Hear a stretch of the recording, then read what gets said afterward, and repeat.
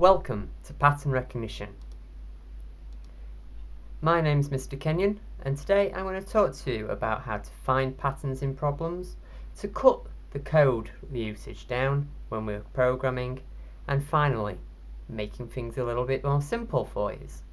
So, today's lesson, we're going to talk about how we recognize patterns. Patterns are found everywhere. So, in most parts, we can find patterns in things like the nature, okay? So honeycombs, we see patterns in honeycombs, okay?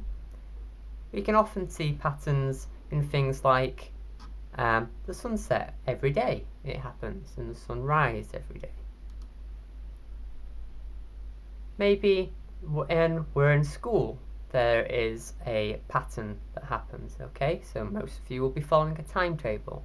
Timetables often show what we are doing, and there's a pattern to them. They are repetitive things, okay?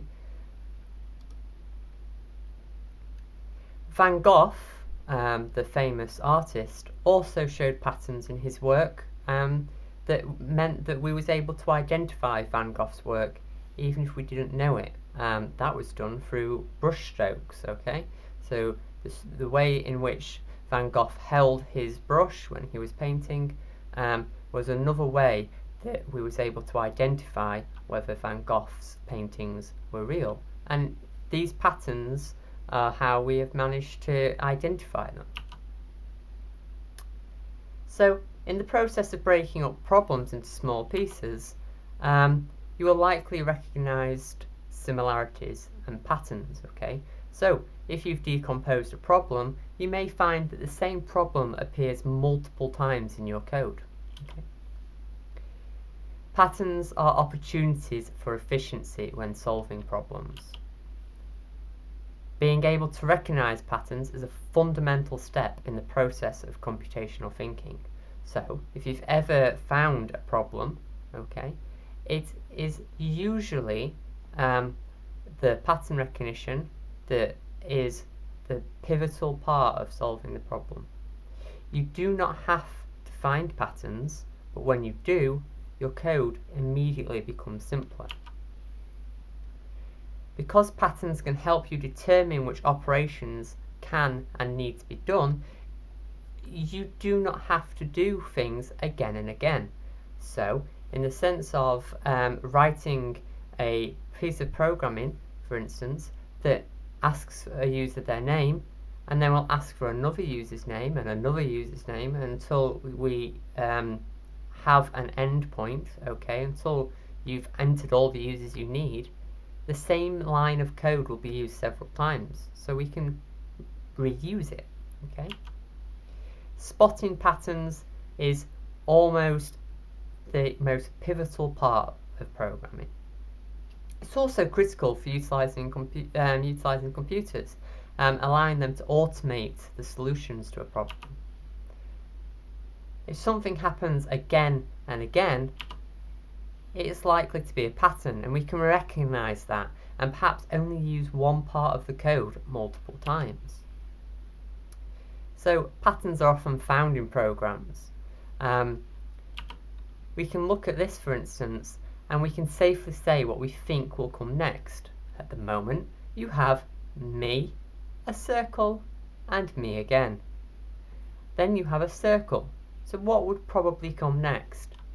Well, my guesses, and probably yours too, would be another square, okay? And of course, it's another me.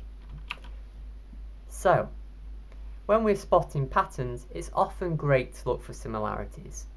We look at this problem, for instance, and we have a plane, we have Superman, and we have a ladybird. But to spot the patterns in there is a bit difficult.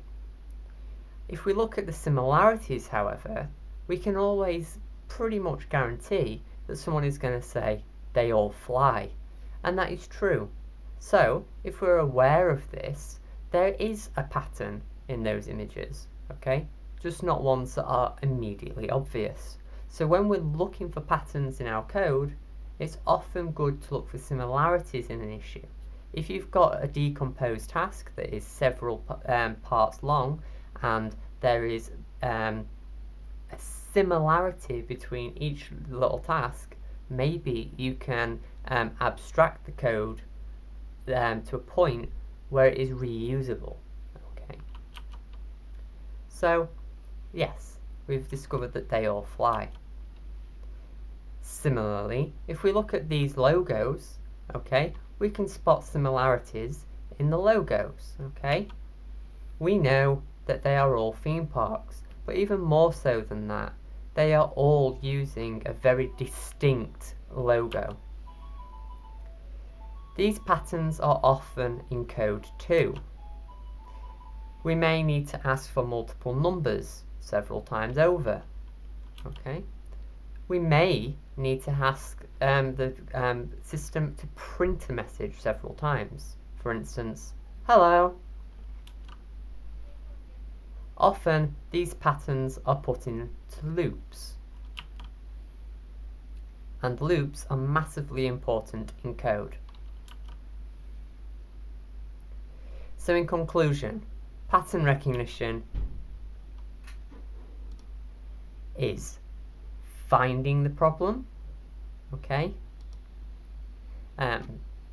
Seeing a pattern evolve and how them similarities interact with one another, and cutting the need to write multiple lines of code in our solution. It makes our lives easier. And more importantly, it cuts out code. If we think about it in a code sense, it's more efficient by cutting out code if we can reuse it. We don't have to, therefore, have multiple parts of our code doing almost the same thing. If we're able to put it into a function or a loop, okay, our code therefore becomes more efficient. It saves memory space. It means that our processor may have to do several iterations of something, but it's not having to find new instructions constantly. So, next time you see a pattern, I want you to always try and identify it. It makes our lives easier, so it might be your shortcut to getting easier code out there. It's your shortcut to writing less code. And who doesn't want to write less code, okay?